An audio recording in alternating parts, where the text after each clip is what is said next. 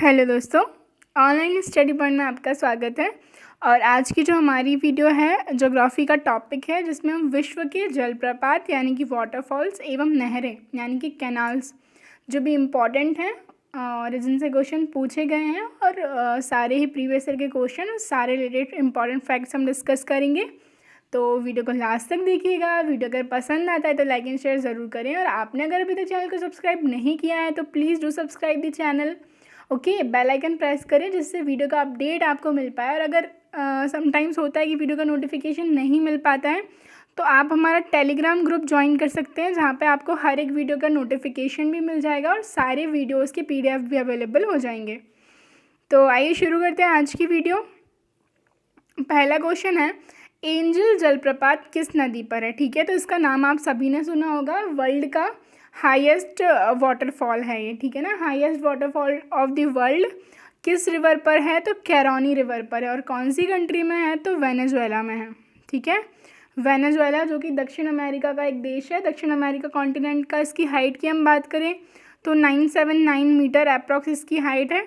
इसके बाद हम लोकेशन देख लेते हैं। यहाँ पर आपको दिख रहा होगा ये दक्षिण अमेरिका, ठीक है। यहाँ पर है वेनेजुएला और यहाँ पर ही है क्या आपका एंजल फॉल सिचुएटेड है, ठीक है। तो कॉन्टिनेंट कौन सा है? दक्षिण अमेरिका। कंट्री है वेनेजुएला। रिवर कौन सी है? तो कैरोनी है। इसके बाद नाम क्या है? तो एंजल फॉल्स। ओके, आप चाहें तो इस पिक्चर का नोट जो है स्क्रीनशॉट ले सकते हैं। सारे ही जो इम्पॉर्टेंट वाटरफॉल्स हैं वो इसमें लगभग आपको मिल जाएंगे। नेक्स्ट देखते हैं, स्टेनली जलप्रपात किस नदी पर स्थित है? तो जो स्टेनली जलप्रपात है किस पर है? कॉन्गो नदी पर है, ठीक है ना। अफ्रीका की रिवर है कॉन्गो रिवर। कंट्री हम बात करें तो डेमोक्रेटिक रिपब्लिक ऑफ कॉन्गो जो कंट्री है, ठीक है ना, सेंट्रल अफ्रीकन कंट्री है, तो वहाँ पर ये सिचुएटेड है। आप देख सकते हैं ये अफ्रीका का मैप है। इसके बाद यहाँ बीच में जो है कौन सी कंट्री है? Democratic Republic of Congo. और यहीं पर कौन सी रिवर है? कॉन्गो रिवर है, जिस पर सिचुएटेड है स्टेनली वाटरफॉल। ओके, नेक्स्ट देखते हैं। और नेक्स्ट देखने से पहले प्लीज़ वीडियो को ज़्यादा से ज़्यादा लाइक एंड शेयर ज़रूर करें और चैनल को सब्सक्राइब कर लीजिएगा। और वीडियो के PDF डाउनलोड करने के लिए आप हमारा टेलीग्राम ग्रुप भी ज्वाइन कर सकते हैं। नेक्स्ट क्वेश्चन देखते हैं, नियाग्रा जलप्रपात किस नदी पर स्थित है? तो जो नियाग्रा जलप्रपात है ये सेंट लॉरेंस रिवर पर है, ठीक है। किस पर है? सेंट लॉरेंस रिवर पर है। इसके बाद अगर हम बात करें तो कंट्री की बात करें तो वैसे तो ये कनाडा में है, ठीक है ना, कनाडा में है, बट ये बॉर्डर पर है, ठीक है ना। USA और कनाडा की बॉर्डर की हम बात करें तो USA की सिटी लगती है न्यूयॉर्क, और कनाडा की जो सिटी है वो कौन सी है? ओंटारियो, ठीक है ना। इन दोनों को ये सेपरेट करता है। तो कनाडा की लोकेशन आप देख सकते हैं मैप में। ये जो हमारा नॉर्थ अमेरिका कॉन्टिनेंट है उसमें ये कनाडा है, और इसी में है आपका कौन सा? Niagara Falls. नेक्स्ट देखते हैं, विक्टोरिया जलप्रपात किस नदी से संबंधित है? तो विक्टोरिया जलप्रपात ज़ाम्बेज़ी नदी यानी कि जो ज़ाम्बेज़ी नदी है इससे संबंधित है, ठीक है। और ये कहाँ पर है? तो ये भी अफ्रीका में है, ठीक है। अफ्रीका का मैप मैंने आपको दिखाया था। अफ्रीका में अफ्रीका की दो कंट्रीज़ हैं, ठीक है ना, जिम्बाब्वे और ज़ाम्बिया, उनकी बॉर्डर पर ये सिचुएटेड है, ठीक है ना। तो जिम्बाब्वे और ज़ाम्बिया की बॉर्डर पर सिचुएटेड है। नेक्स्ट क्वेश्चन देखते हैं, नियाग्रा जलप्रपात किन दो झीलों के मध्य स्थित है? तो नियाग्रा जलप्रपात की हमने बात कर ली है, ठीक है ना। सेंट लॉरेंस रिवर पर है ये। और हम बात करें कौन कौन सी दो झीलों के बीच में है, तो ये जो है ईरी और ओंटारियो दो झील हैं, ठीक है ना, इनके बीच में है। लोकेशन हम देख लेते हैं। ये जो आप देख रहे हैं ये है लेक ओंटारियो और ये है लेक एरी, ठीक है ना।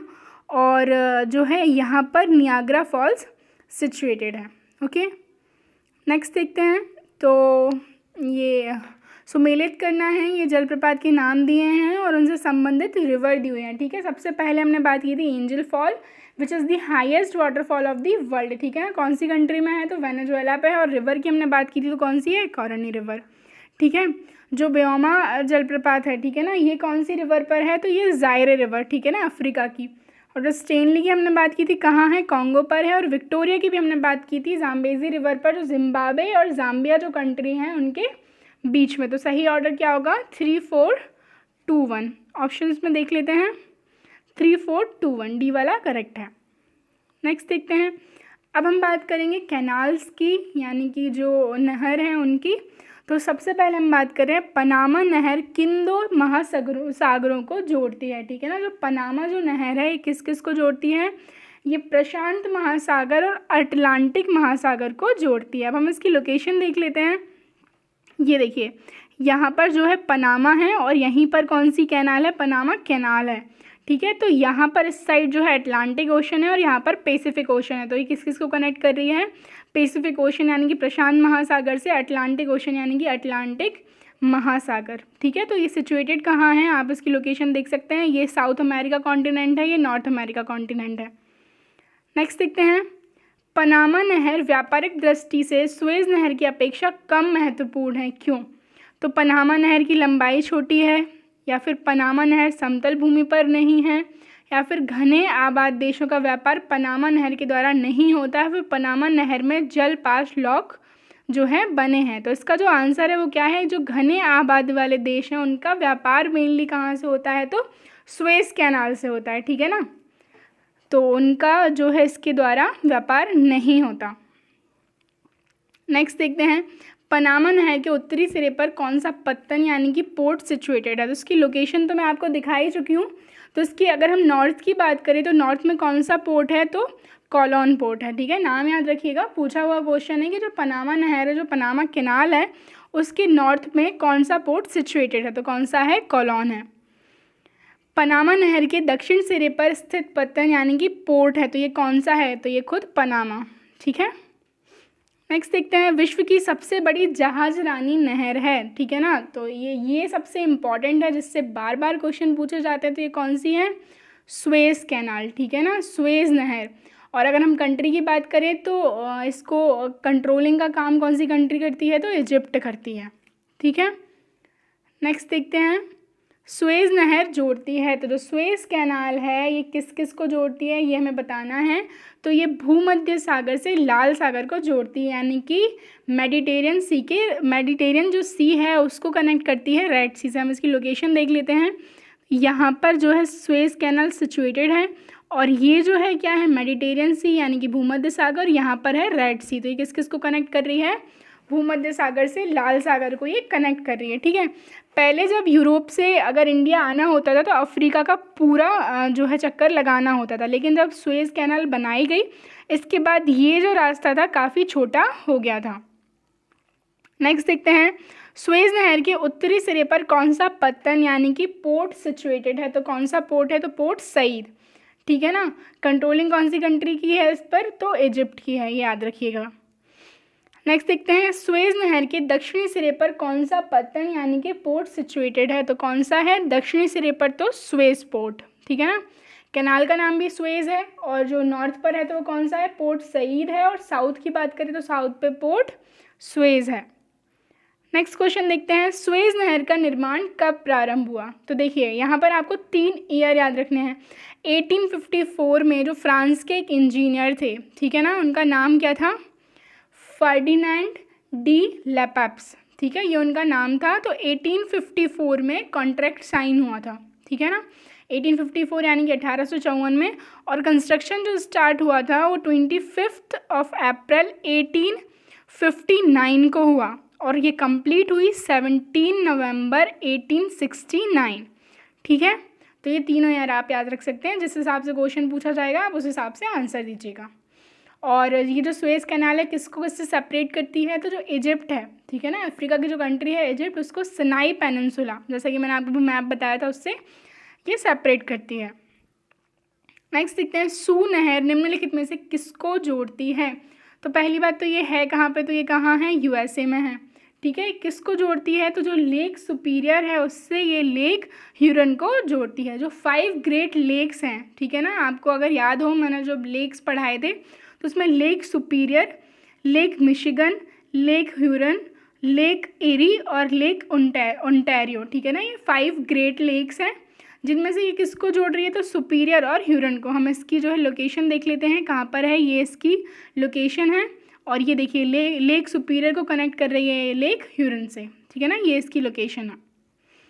नेक्स्ट देखते हैं, कील नहर जोड़ती है। तो जो कील नहर है पहली बात तो ये कहाँ पर है, किस कंट्री पर है, तो ये है कहाँ, जर्मनी में।